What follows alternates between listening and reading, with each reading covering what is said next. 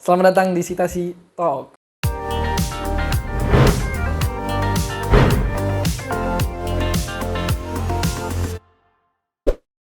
Sahabat semua, Sintasi dimanapun Anda berada, Sintasi akan meluncing konten baru ya, yang akan diberi nama Sintasi Talk. Di mana Sintasi Talk ini akan membahas mengenai tentang manajemen fasilitas kesehatan, klinik, apotik, dan rumah sakit, terus marketing fasilitas kesehatan, klinik, apotik, dan rumah sakit, dan branding fasilitas kesehatan, klinik, rumah sakit, ataupun apotik, ataupun layanan kesehatan lainnya. Pada episode pertama ini, kita akan membahas mengenai tentang strategi marketing klinik.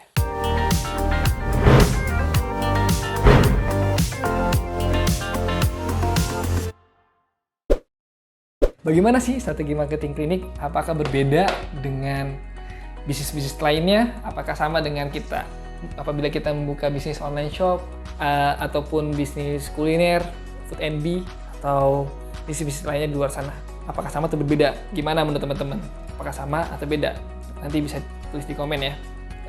Jadi, sebenarnya antara marketing bisnis klinik dan bisnis-bisnis lainnya ada memiliki sedikit perbedaan. Dimana kalau kita melihat pertamanya itu dari segi nilai bisnisnya ya. Kalau bisnis yang lain misalnya kita mengutamakan nilai keuntungan yang banyak gitu kan, money dan keuntungan.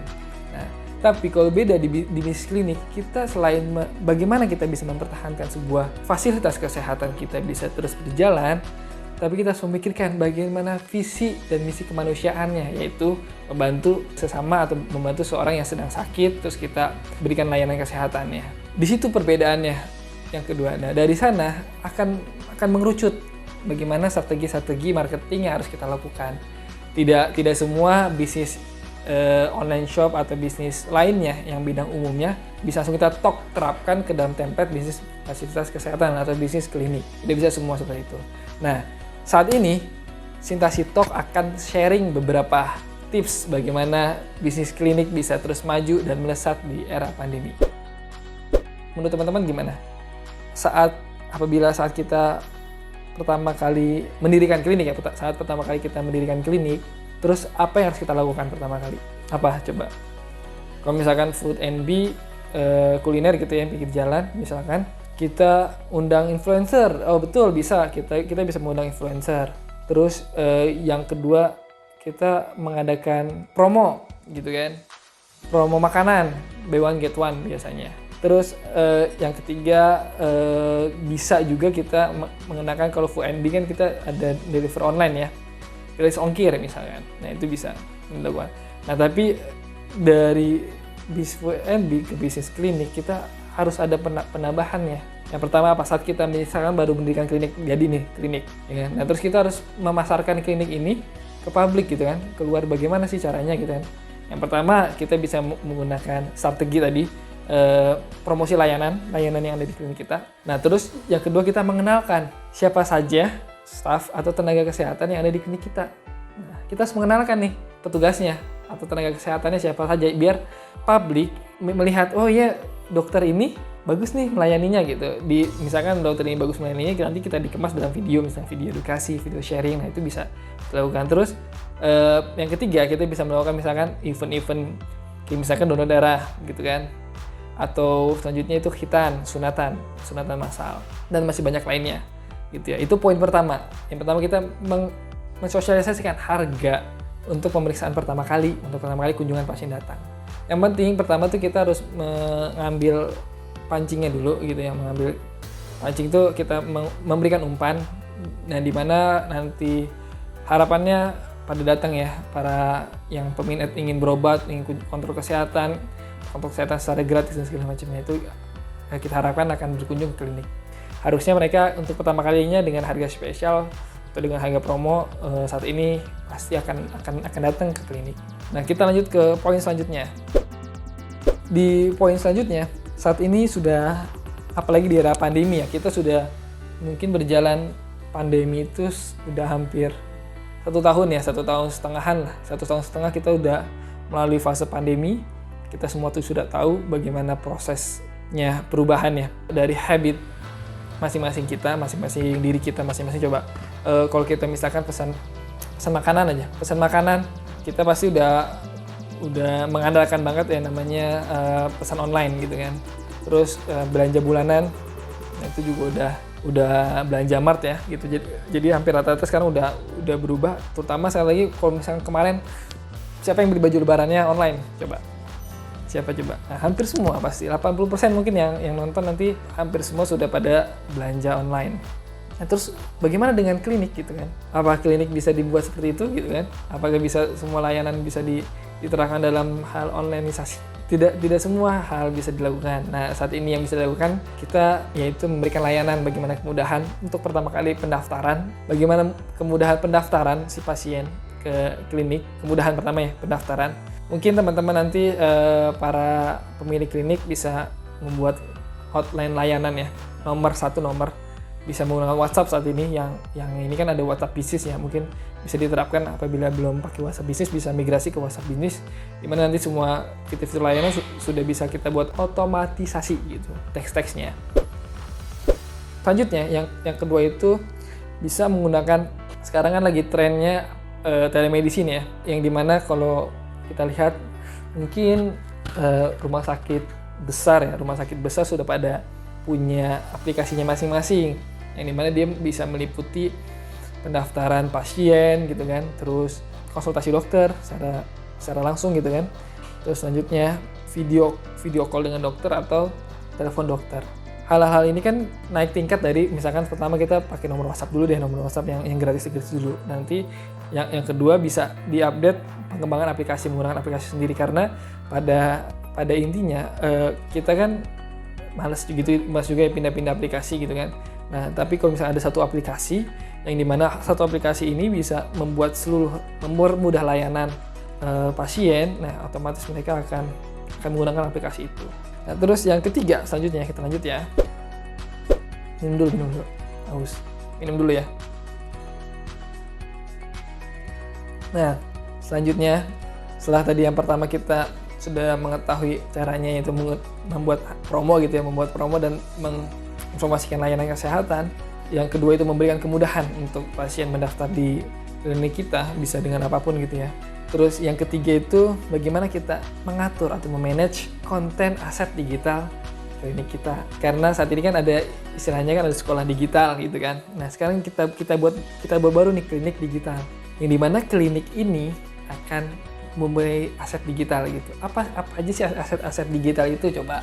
Yang pertama aset digital itu yang pertama teman-teman harus memiliki gitu kan. Email dong. Email udah pada punya email kan ya. Terus yang kedua itu klinik teman-teman harus sudah terdaftar di Google My Business gitu, yang kedua tuh. Sudah pada kedaftar belum? Kalau belum nanti mungkin kita di episode selanjutnya kita akan bahas tentang Google My Business ya, seperti apa kan. Daftarnya mudah kok daftarnya. Terus kita kelola sosial media kita. Gitu, sosial media ya. Nah, sosial media kan turunannya banyak. Nah, kita bahas satu-satu dari tiga tadi ya. Tadi yang pertama itu email. Kenapa email itu penting? Karena semua sekarang kan kita berhubungan dengan surat secara digital ya, bukan surat fax lagi atau surat kirim pakai pos kita dikirim. Nah, sekarang kan udah surat digital, apalagi kalau kita yang berkaitan dengan kerjasama dengan asuransi lain, pasti kan udah punya email. Dan terus yang kedua itu Google My Business. Daftar Google My Business kan harus punya Gmail ya, bukan yang Yahoo ya. Kalau bisa buat yang Gmail, daftar Google My Business. Nah, karena di Google My Business ini kita sekarang kalau kita ngambil contoh nih, misalkan saya mau berobat gitu kan, nyari klinik terdekat gitu kan, saya cari nih klinik terdekat. Nah, nanti pasti akan otomatis muncul nih klinik yang dekat di wilayah si pasien tersebut gitu kan. Sekarang semua pasti orang nyari by Google gitu, by search engine. Bisa dari makanan gitu kan, makanan favorit terdekat gitu kan, atau rumah sakit terdekat gitu. Pasti semua yang muncul langsung alamat dahulu. Biasanya kan kita lihat ada 5 baris pertama tuh iklan berbayar ya, karena Google Ads, nanti akan kita bahas juga di episode selanjutnya. Nah, terus yang kedua itu alamat klinik dulu, atau alamat yang akan tampil dulu di pencarian nomor 1 di Google. Baru yang lainnya artikel, berita dan segala macam ya. Nah, makanya kenapa harus terdaftar Google My Business gitu yang pertama. Misalkan nanti namain aja misalkan klinik Sintasi gitu kan, klinik Sintasi terdekat gitu. Nanti orang nyari klinik terdekat yang muncul bisa Sintasi. Terus selanjutnya gimana untuk mengembangkan Google My Business ini kan? Nah, biasanya kan orang dari sekarang kan orang pasti melihat dari review kan, dari kepercayaan. Apalagi kalau belum pernah berobat atau belum pernah berkunjung ke klinik, ya berarti kita harus meramaikan review kita dong, gitu kan. Cara untuk meramaikannya bagaimana? Cara meramaikannya kita punya karyawan kan, ya minimal keluarga lah. Misalnya saya berkeluarga ada berlima gitu kan. Nah 5-limanya membuat review di Google My Business kita gitu kan. Atau nanti karyawan kita atau nanti pun pasien kita dengan feedback lainnya. Nah terus yang ketiga sosial media. Oh saya udah punya Instagram kok gitu. Terus saya punya TikTok, lagi tren ya TikTok di anak muda. Terus saya punya Facebook gitu kan. Terus pertanyaannya, konten apa yang harus kita kembangin dulu Pak gitu kan? Atau sosial media mana yang kita kelola dulu? Kalau kita kelola semuanya, tapi dong Pak, kita butuh 3 orang gitu misalnya, atau butuh 2 orang untuk mengelola sosial media. Sedangkan kita kan sebenarnya kan klinik, kita kesulitan Pak untuk menggunakan itu. Jadi teman-teman semua, saat ini kan sosial media ini untuk membranding klinik kita gitu intinya. Di mengedukasi klinik kita, karena tadi itu kan berkaitan dengan search engine juga nantinya. Nah, yang pertama teman-teman fokuskan ininya mau kemana dulu gitu kan. Misalkan kliniknya di ininya fokus di klinik kecantikan. Nah, klinik kecantikan ini sekarang ada 2 nih. Fokus diaktifkan di Instagram atau kedua tuh di TikTok. Di TikTok ini, karena kan TikTok kan sekarang distribusi channel ya. Jadi kita bisa share aja nih tips skincare gitu kan. Nah, pendek-pendek aja 30 detik. Nah, itu nanti akan terdistribusi. Tambah lagi sosial media Instagramnya. Nah, ini feed tuh kayak desainnya di Instagram gitu yang ukuran 1:1 tuh teman-teman harus rapi tuh. Pertama misalkan dari coming soon ya, dari pertama kali buka, terus promo apa gitu kan, terus layanannya apa. Nah, itu harus tersusun dengan rapi tuh, harus di-manage intinya. Biar orang lain atau pasien yang baru melihat atau baru berkunjung ke klinik kita, pasti kan nanti akan banyak masuk lewat digital nantinya. Nah, ini klinik Noval, klinik Sintasi, rapi ya, ini layanannya lengkap, terus ada promonya, ada harga ininya. Oke deh kita berkunjung ke sini gitu kan. Saat ini kan banyak kalau misalnya teman-teman kesulitan mengelola sendiri gitu kan. Nah, banyak jasa di luar sana yang bisa membantu teman-teman untuk memanage konten-konten Instagramnya atau konten-konten sosial medianya. Nah, itu mungkin 3 tips ya dari saya Noval dari Sintasi. Untuk episode pertama mungkin cukup aja karena sudah terlalu panjang. Semoga dapat bermanfaat. Nanti kita kalau ada pertanyaan bisa langsung di komen aja. Nanti di deskripsi ada email, nanti bisa di email ke sana aja. Nanti kita bantu untuk kebutuhan teman-teman semua biar bisa sama-sama maju gitu ya, sama-sama berkembang. Kita berkembang bersama, insya Allah Sintasi akan siap berkontribusi bersama teman-teman semua, bersama sahabat semua. Oke, dari saya sekian. Sampai jumpa di episode Sintasi Talk selanjutnya.